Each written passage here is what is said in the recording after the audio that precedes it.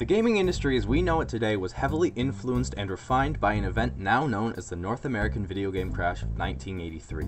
A 2-year market crash where annual revenues fell dramatically from $3.2 billion to a fractional $100 million. While the reasons for the crash are complex and numerous, they can largely be boiled down to a few major issues, namely, oversaturation of the gaming market, an inability to restrict third-party publishing, and to a lesser degree, inflation and increasing competition in home computers.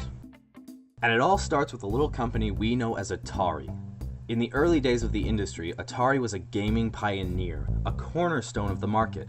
In its heyday, Atari was the fastest growing company in the US. Its business strategies and dealings sent ripples through the industry that lasted for decades. However, those very same practices hold much of the blame for causing the most infamous crash in gaming history. So much so that to this very day, parts of the world still remember the crash as the Atari shock. For all their fame and success, Atari had a lot of struggles. In many ways, gaming stagnated with the Atari 2600, and the company was unable to push a true successor to their console. It didn't help, of course, that upper management never fully understood the market and was often dismissive of ideas suggested by programmers and other more involved parties. Atari also had constant conflicts with their own programmers. Refusing to even credit the developers, employees often felt unappreciated. Building games was often a difficult one-man job, and those who made successful titles asked for either royalties or bonuses for their success. When Atari denied their request, many programmers eventually left the company in protest. The immediate result of this departure was the formation of Activision. Founded by ex-Atari staff in 1979, the company quickly set to work creating their own 2600 games, without Atari's input or their permission. Shortly after Activision's founding, Atari made several moves to clamp down hard on third-party developers, suing Activision in an attempt to shut them down. Unfortunately for them, the lawsuit backfired, with Activision winning the case in 1982, becoming the industry's first third-party developer and opening the doors for countless others to follow suit. A flood of companies leaped at this opportunity to land a share of the increasingly popular video game market. Companies like Imagic, Parker Brothers, Mattel, and even more bizarre entrants such as Quaker Oats began developing games in the hope of jumping on a lucrative bandwagon. Despite the lessons learned at Atari, big companies like Mattel also tried to avoid crediting their programmers, which drove even more developers out of corporations and into third-party studios. Atari's domination of the cartridge game market had shattered, dropping from 75% in 1981 down to 40% by 1982. In June of 1982, there were around 100 cartridge games on the market. By December, there were nearly 400. Many of these games were derivative knockoffs of other more popular games. Many of the companies producing these games were interested only in quick profits. The innovative minds that drove the industry early on had become the minority in the span of a few short months, with a tidal wave of copycats drowning the market. Atari eventually lost any and all control over the console industry. While they were in a better position than most, they too felt the effects of the sheer saturation leading up to the crash, as their share of the market slipped and their console division began to lose money. In the coming year, their coin-op machines division would be the only Atari branch to turn a profit. On top of that, Atari spent much of its time on research and development for products that never saw the light of day, as well as wasting their time and money on lawsuits against other companies that didn't pan out. Meanwhile, they continued to ignore developers and programmers, leading to several mistakes that cost the company dearly, as they continued to lose talented workers and make unsuccessful bids into the computer market. Public trust in the game market was dropping fast, as knockoffs began to fly onto shelves faster than they could be sold. In the early days of gaming, information about games was a scarcity, and the average consumer's only insight was the cover art and whatever info could be gleaned from the back of the box. An easy and quick way to circumvent public skepticism in the eyes of the industry was to snatch up licenses to popular movies or games and push out a quick game based on said license. Many games were made this way. Pac-Man, Space Invaders, Tron, all based on either well-known licenses or popular arcade games.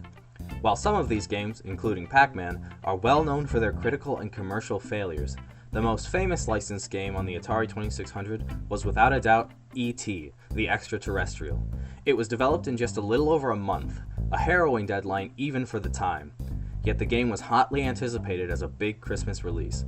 Expecting the game to be a smash success, Atari produced 4 million cartridges. However, when the game finally hit store shelves, only 1.5 million cartridges were sold, and the game was panned by both critics and customers, with many opting to seek refunds. When it was all said and done, 3.5 of the original 4 million units were sent back to Atari, resulting in a massive financial loss. More importantly, it was devastating to the overall games market, dropping consumer confidence to historic lows, and the game's failure became the trigger for the utter collapse of the gaming industry in North America. As the tide of new games rolled out to market in 1982, stores simply did not have the space to stock them all. Many of these cartridges were returned to the manufacturer, and without new products to sell or the cash to refund the stores, many companies folded. Everything that was left was marked down to extremely low prices. Your typical recently released game was around $35 before the crash. After the crash, those same games would be in bargain bins for $5 a pop. This resulted in a major market shift from more expensive games to cheaper, rushed-to-market titles. Thus began a massive industry shakeup.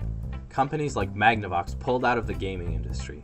Others, like Imagic, simply collapsed.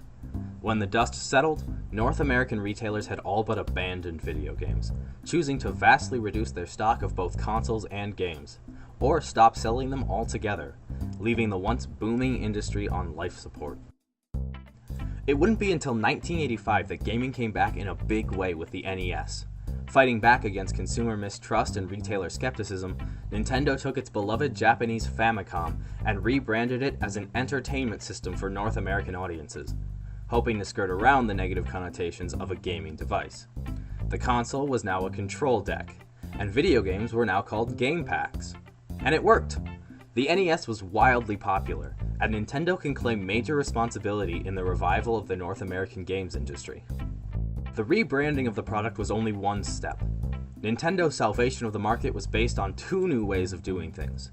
First, all games were much more clearly marked, including an upfront statement as to the genre of game being purchased, as well as ditching the more dramatic, misleading cover art of years prior.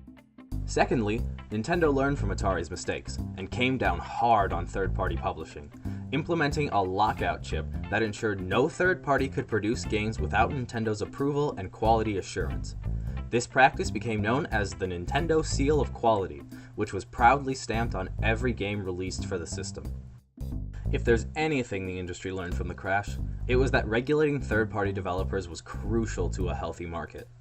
While the size of the industry and number of games produced has grown since 1983, the average game on any given console is of a much higher quality, thanks to an increase in corporate oversight, as well as a massive increase in gaming outlets that review games and promote consumer awareness. In addition, companies have obviously become much better about recognizing the talent that goes into development, and nearly every game these days has a credit section. And working conditions, while not entirely perfect, have vastly improved. Unfortunately, Atari never fully recovered from the crash, and has lagged behind the industry ever since, never quite able to regain the prominence it once held. While Atari still exists on paper, they were acquired by Infogrames in 2008 after a difficult financial period, and soon after, facing its own financial strife, Infogrames took the name Atari for itself, and has gone on to develop several games based on old licenses, most of which have been both critical and commercial flops. And that's where the story ends.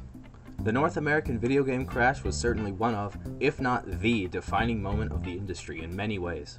Though it was a difficult time for gaming, today's market is no doubt heavily influenced and dominated by those same lessons learned over 3 decades prior.